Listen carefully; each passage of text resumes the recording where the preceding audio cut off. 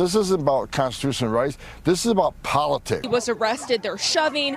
Elbows are being thrown. His arrest came.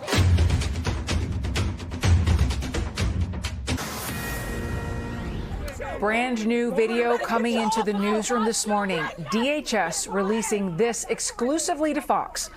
Body cam footage showing New Jersey Democratic representatives shoving DHS agents and screaming in ICE agents' faces while trying to enter ICE's Delaney Hall detention facility in New Jersey yesterday. Newark's Democratic mayor joined those protests yesterday where he was arrested for alleged trespassing. Welcome to another hour of Fox News Live. I'm Jonathan Hunt in Los Angeles. Good to be with you, Alicia. You as well, Jonathan. I'm Alicia Acuna in Denver. We're going to get brand new reaction from border czar Tom Homan in just a moment. But first, to CB Cotton in Newark, New Jersey with the very latest. What can you tell us, CB? Hi, Alicia. Well, Mayor Ross Baraka, also a candidate for New Jersey's governor, is maintaining his innocence. He told a crowd of supporters when he was released last night he did nothing wrong by trying to enter this detention facility behind me. So take a look. That newly obtained exclusive body camera video shows the moment he was arrested. They're shoving. Elbows are being thrown. His arrest came as 3 members of New Jersey's Democratic congressional delegation were there on site for what they said was an oversight visit. DHS has slammed the lawmakers, saying they stormed the gate past security as a bus of detainees was entering. Baraka was not allowed to join the lawmakers inside, and Alina Habba, the interim U.S. attorney for New Jersey, said on X that Baraka, quote, committed trespass and ignored multiple warnings from Homeland Security investigations to remove himself. But Baraka told CNN last night that's not true. I was in there for over an hour. Not a single person, not an officer from ICE, not any of the security guards. Nobody told me to leave that place. Somebody from Homeland Security came in the end and began to escalate the situation, and we wound up being where we are today. So while this war of words continues, Baraka and other Newark officials have been arguing in court for weeks that the private company which owns this detention facility behind me did not obtain proper permits when entering into an agreement with ICE. Well, Alicia, the deputy director of ICE, was on Laura Ingram's show just last night, and she said, simply put, that is not true. She says this facility is being used to house the worst of the worst.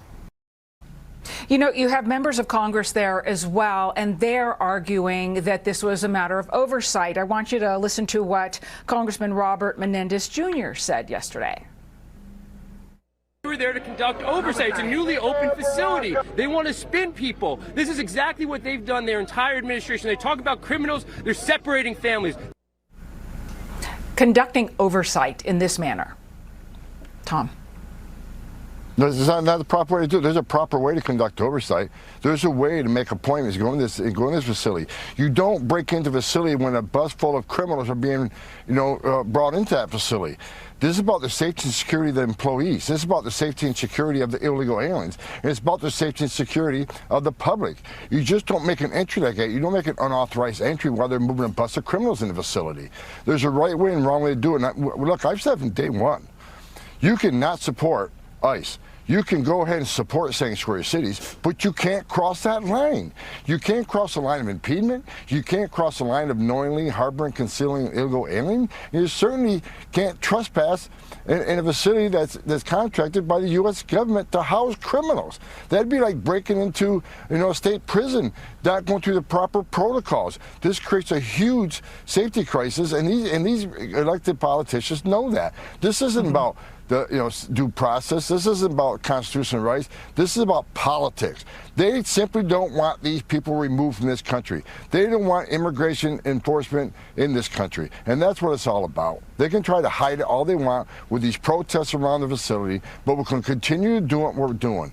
That facility's got some of the worst of the worst. We're keeping President Trump's promise to the American people that elected him for the sole reason of securing the border and removing these public safety threats from the communities. That's exactly what they're going to do. They can stand out and scream all they want. They can trespass, they'll be arrested. If they impede, they'll be arrested. If they knowingly harbor and conceal, they'll be arrested. We're going to do this job for the American people.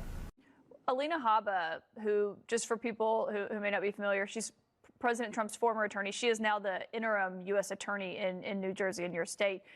The way she puts what happened today is she is accusing you of ignoring multiple warnings from Homeland Security investigations to remove yourself, and says that you chose to, quote, disregard the law. Is that true? Had there been warnings? What had happened? Well, absolutely not. I mean, we could. The reality is, Alina Habba wasn't there. The U.S. attorney wasn't there. She doesn't know what happened. Clearly, that is not the context of what happened. I was there for over an hour in that space, and nobody ever told me to move. I was in there for over an hour. Not a single person, not an officer from ICE, not any of the security guards. Nobody told me to leave that place. Somebody from Homeland Security came in the end and began to escalate the situation, and we wound up being where we are today. And that's, frankly, the extent of it. I didn't go there to break any laws. I didn't break any laws. I was there as the mayor of the city, exercising my right and duty as an elected official, supporting our Congress people, preparing for a press conference that was supposed to happen there. I did not enter that place unlawfully. I did not break any laws, and so all of that is incorrect. So she was not there, so she should get some better information. How did it get so heated? I mean, you can watch this playing out, and we see you, and everyone starts shoving, people start yelling. What did the Homeland Security official that you said came up, and the first one who tried to arrest you? Well, they tried to arrest me. As you can see, he tried to arrest me. As you can see, I'm calm. I'm not doing anything. I'm just walking. We got out of the gate. They, I guess, made a decision to come around the gate after we left to arrest me outside of the gate. So they did that. They arrested me outside of the gate. Obviously, protesters and the Congress people were upset. They tried to intervene. And so, I thought it would be better for us to just go ahead with these guys and so we not cause further kind of disruption there. Were you trying to go into the gate? No, I was already inside. I didn't have to try to go in. Okay. I was there for about over an hour. I wonder what you've been in detention, so you've been being held, so obviously you haven't seen any of the coverage. The response from others, including some people inside the administration, is pointing to the fact that you're a Democrat and you're running for governor in your state and accusing you of basically conducting a publicity stunt. And I wonder what you would say to them tonight. Well, I think the publicity stunt is this idea that we should violate the court orders, violate the Constitution of the United States, that we should run roughshod over state and local laws. The reality in America is that if we're having a dispute, then we settle it in the court. The city of Newark has a dispute with GEO about a certificate of occupancy, about them allowing our inspectors in the buildings, health inspectors and fire inspectors, who they've been rejecting every day. Every day we go there, we put the thing on the door and we leave. We're in court right now. They dispute that. They dispute that they should have an updated certificate of occupancy. They haven't had one in 20 years. We say that they need one because the local law demands that they have to get a change of use. They dispute that, and that's their right to dispute it. But the person that settles that is a judge in a court of law, not the President of the United States, not the U.S. Attorney, not ICE or Homeland Security. That is solved by a judge here in this state, and they even moved it to federal court, so the judge has to weigh in on this, and a magistrate. They can't just take matters into their own hands and do what they want. Extra legal action outside of the courts, and that's exactly what's going on here. When you put your hand out. True story.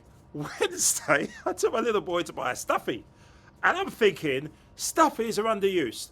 Comment section now. Pick your favourite stuffy who should be in the Trump administration, alongside Sean Duffy, Judge Judy Whitebox, Dr. Oz, RFK. Please, name a stuffy because they're underused. They shouldn't be on the shop shelf or in a kid's bedroom. They should be in Washington just joining the circus. Name your stuffy now. Some of the things she's advocated for, she never finished her residency, and she doesn't currently have an active medical license. But that's not. She was the very top of her medical class at Stanford. She's during her residency, she won every award that she could win. She walked away from traditional medicine because she was not curing patients. She couldn't get anybody within her profession to look at the nutrition contributions to illness. And she said, if we're really going to heal people, if we're healers, we can't just be making our life about building new procedures. We actually have to figure out new approaches to medicine. And that's the kind of leadership that she's going to bring to our country. And last thing on this, Are these people real? These are real politicians! What? They're real. They're real politicians. They're real. Serious. All you have to do to get a job in this cabinet is kiss the ring. That's it. Please meet your new press secretary. I can't do this anymore. You take over, Max. All right? Let Doughty Jr. take over. I'm gone. You speak. Speak. Speak. You're in charge of the channel now. Okay. I need a chair. Just speak. I can't get a seat. Say anything you like. I can't see. I'll hold you up. No. All right, you speak. I'm done. So, that's my dad back over there. He's being really sarcastic. First, so the systems were developed when Elvis was a star.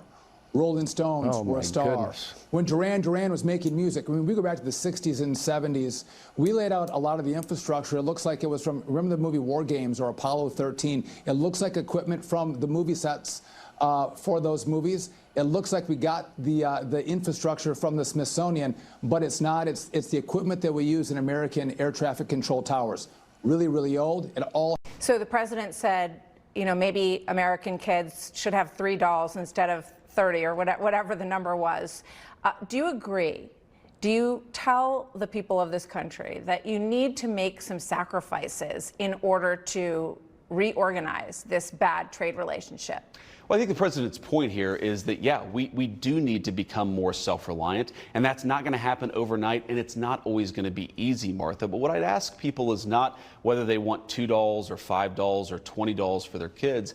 I'd ask American moms and dads, would you like to be able to go into a pharmacy and know that the drugs your kids need are actually available to you as an American parent? Would you like to, God forbid, if your country goes to a war and your son or daughter is sent off to fight, would you like to know that the weapons that they have are good American-made stuff, not made by a foreign adversary? What President Trump is talking about is bringing self-reliance back to the United States economy. We have I want to talk to you guys about what you're keeping an eye on. We're heading into the weekend. What are the things you are thinking about? Jerusalem.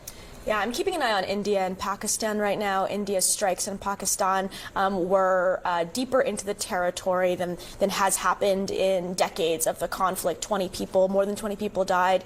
I feel like you are keeping an eye on this. J.D. Vance is not keeping an eye on it. He has said that, you know, it's not something that I guess that the U.S. has an interest in. I think when nuclear powers are potentially going to be in a fight, everyone in the world has an interest in that. But, you know, it's possible there's going to be an off-ramp here.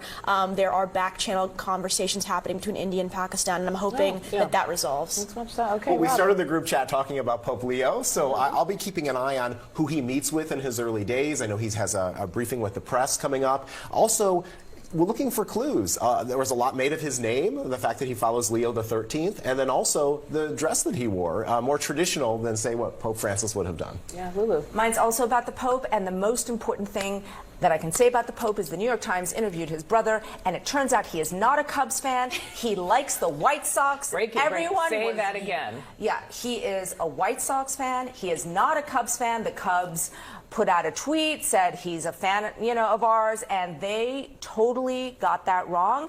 And that was something that his brother really wanted to make clear to everyone in Chicago. So this has been, you've done the reporting. I actually the biggest news of the day. This is the biggest news of the day. So everyone who was like celebrating this man was a Cubs fan. Sorry. Oh my so sorry. goodness. Not true. I'm just happy for Chicago. I think I'm also going to be paying attention to this Pope over the next handful of days. Just one of our guests was saying earlier, like, where does he go first? Does he do a press scrum? Which just means when we like stand all around them, pointing our microphones at them. It's like in my mind, I like to think that a Pope is above certain kind of American political atmospheres. Yeah. I mean, with a Catholic vice president who's made that a very core part of what he talks about, it's hard to imagine that the Pope isn't going to be a big part of our own political conversation. I mean, the tweets or that at we least referenced, ready to answer. Yes, He can't avoid it, and he might embrace it. Ooh, interesting. Okay, you guys, thank you so much. We talked about so much today, and thank you to the. All right, Ms. Secretary, this is the Operations Center. Yeah, this is the Secretary's Incident Operations Center. And this is where we track, any kind of incident. It could be hurricanes, it could be chemical spills, it could be a measles outbreak, which is what they're tracking right now. Let's go around this way. These are your guys at the... Here are some other headlines tonight, breaking just minutes ago. One of the co-hosts of The Five, Judge Jeanine Pirro, will be appointed interim United States Attorney for the District of Columbia. President Trump announced that on Truth Social just moments ago. Jeanine was Assistant District Attorney for Westchester County, New York, and then went on to serve as County Judge and District Attorney, where she was the first woman ever to be elected to those positions. She will be leaving Fox to take this position, and we obviously wish her well. Addressing the fundamental reality that 70% of the money that CMS spends, and that's on Medicare, Medicaid, the exchanges, CHIP, 70% of the money we spend is on chronic illness.